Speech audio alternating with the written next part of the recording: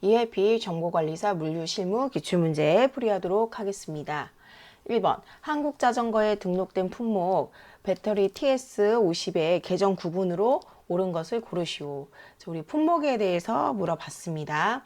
시스템 관리의 기초정보 관리의 품목 등록.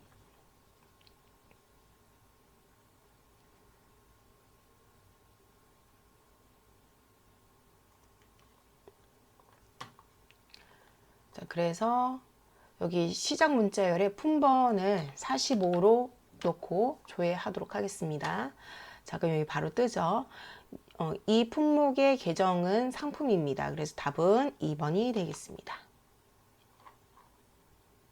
2번 다음 중 품목군 사용 여부 설정이 나머지와 다른 것을 고르시오. 자, 품목군에 대해서 문제가 나왔습니다.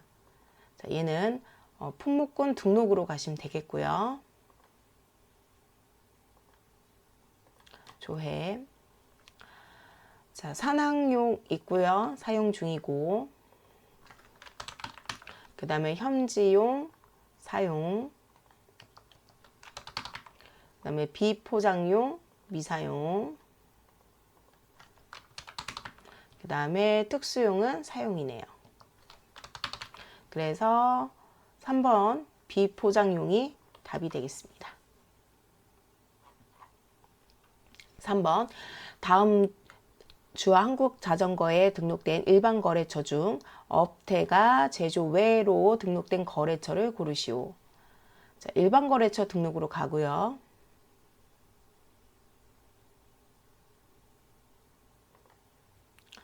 자, 대응전공 얘는 제조 외구의 업태가.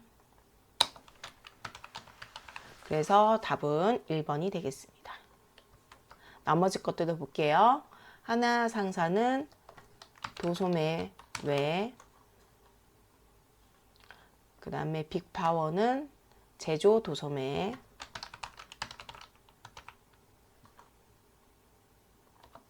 그 다음에 제동기어는 제조 도소매. 자, 그래서 답은 1번이 되겠습니다. 4번 주 한국자전거 본사는 2025년 7월 고객별 판매 계획을 등록하였다. 다음 판매 계획 중 매출 예상 금액이 가장 큰 고객을 고르시오. 영업관리에서 영업관리 판매 계획 등록의 고객별 상세로 갑니다. 자, 여기에서 2025년 7월로 조회를 하고요. 자, 여기 보면은 매출 예상 금액이 가장 큰 거래처는 917만 5,400원으로 제동기어가 되겠습니다. 그래서 답은 4번이 되겠습니다. 5번 다음 국내 견적건 중 프로젝트 특별 할인 판매로 등록된 견적 번호를 고르시오. 자, 견적건이고요. 얘는 이제 견적 등록에 가서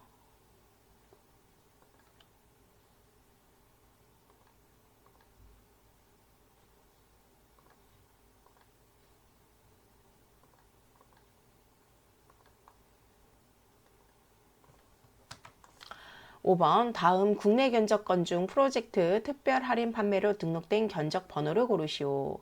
자, 견적이 나왔죠. 그래서 영업관리의 견적 등록으로 갑니다. 그래서 2025년 7월 1일부터 2025년 7월 1일로 조회를 하면 되겠고요. 자, 견적 번호 1번 선택해서 이제 데이터를 선택한 후에 이제 프로젝트를 확인하면 되겠습니다. 그래서 얘는 특별 할인 판매로 답은 1번이 되겠고요.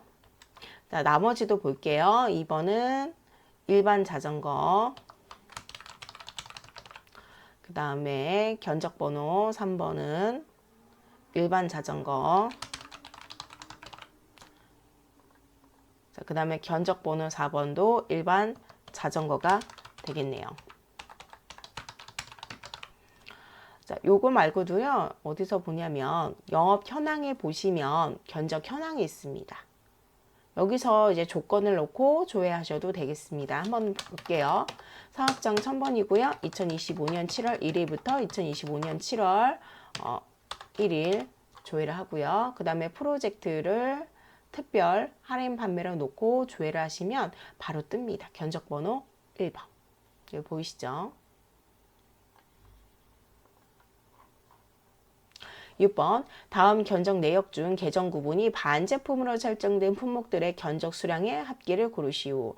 자, 견적 중에서 조건이 나왔습니다. 계정 구분이 반제품으로 설정된 품목을 수량을 이제 합계를 계산하는 건데요.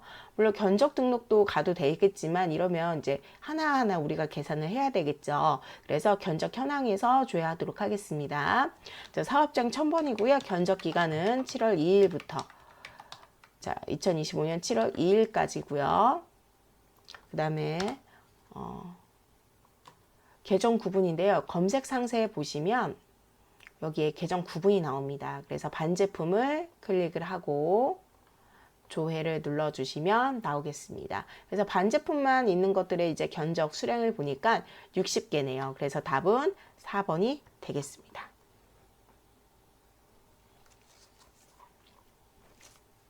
7번 다음 국내 수주 내역 중 실적 담당자가 이 종현으로 등록되어 있고 검사 과정을 포함한 수주 번호를 고르시오. 자, 우리 수주 내역이 나왔습니다. 자, 그래서 수주 등록으로 가고요. 자, 2025년 7월 3일, 2025년 7월 3일. 자, 그 다음에 실적 담당자가 이 종현으로 놓고 조회를 누릅니다. 그러면 두 건이 나오는데요. 여기서 이제 클릭을 했을 때 검사 여부를 확인하면 되겠습니다. 자, 주문번호 2번 같은 경우에는 검사를 하고요. 그 다음에 주문번호 4번은 무검사입니다. 그래서 문제에서 요구하는 거는 이 종양이면서 검사를 하는 건에 대해서 물어봤기 때문에 주문번호 2번이 답이 되겠습니다. 그래서 답은 2번이고요. 8번 다음 국내 출고 내역 중 재고 단위 수량 합이 가장 큰 고객을 고르시오. 자, 출고 내역이고요. 그 다음에 재고 단위 수량의 합에 대해서 물어봤습니다. 그래서 출고 처리해서 보셔도 되는데 이거는 우리가 하나하나 봐야 돼요. 그렇기 때문에 우리는 출고 현황에 가서 보도록 하겠습니다.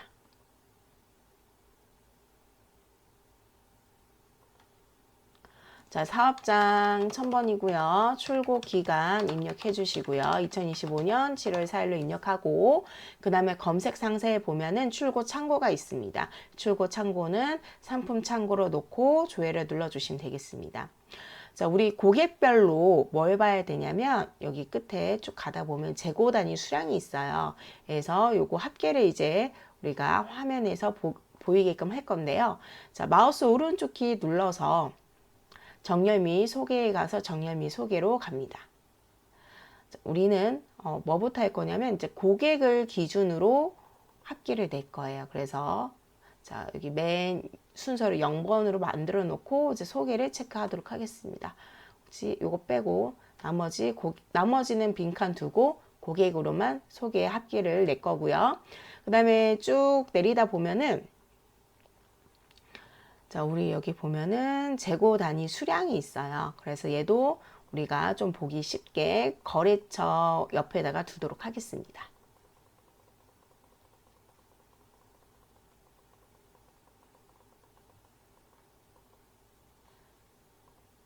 자, 고객 바로 밑에다가 뒀고요. 이 상태에서 적용을 누르도록 하겠습니다. 그러면 고객 바로 옆에 여기 재고 단위 수량이 나오죠. 그래서 대응 전공은 12개, 여기 보면 12개 나오죠. 그 다음에 빅파워도 12개. 그 다음에 제동기어는 15개. 그 다음에 하나상사는 14개. 그래서 가장 큰 고객은 제동기어가 되겠습니다. 그래서 답은 4번이 되겠습니다. 자, 9번 한국자전거 본사는 2025년 7월 5일에 세금계산서를 발행하였다. 세금계산서 내역 중 해당 일자의 발행 목록에 포함되지 않는 매출 마감 번호를 고르시오. 자, 우리가 찾는 거는 매출 마감 번호입니다. 자, 그래서 일단은 세금계산서 처리로 갑니다. 그래서 2025년 7월 5일 날짜로 가고요. 이제 데이터를 선택했을 때 하단에 이제 마감 번호가 나와요. 그래서 2번은 있고요. 마감 번호 2번 있고, 그 다음에 마감 번호 3번도 있습니다. 그 다음에 마감 번호 5번도 있고요. 그 다음에 마감 번호 6번은 있네요. 그래서 3번에 마감 번호 여기 4번이 없습니다. 그래서 하단에 있는 마감 번호를 보면서 찾으시면 되는 문제였습니다. 자, 10번 다음 수급 내역 중 2025년 7월 5일에 선수금 정리된 등록 10번 다음 수급 내역 중 2025년 7월 5일에 선수금 정리 등록된 고객을 고르시오. 자, 수급 내역에서 찾아야 되고요.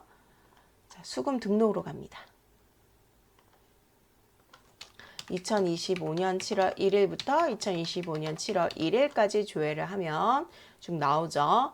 그래서 고객을 선택하고 선수금 정리를 눌러줍니다. 그럼 정리일자가 7월 5일이죠.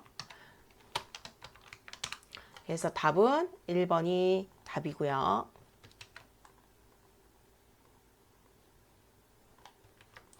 자, 나머지도 한번 볼게요. 하나 상사 누르고 선택하고 선수금 정리 누르게 되면 7월 6일 날 정리가 됐고요.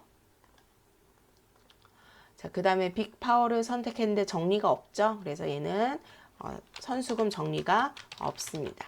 그 다음에 제동기어 선택하고요. 선수금 정리를 눌렀을 때 정리일자가 7월 7일이죠.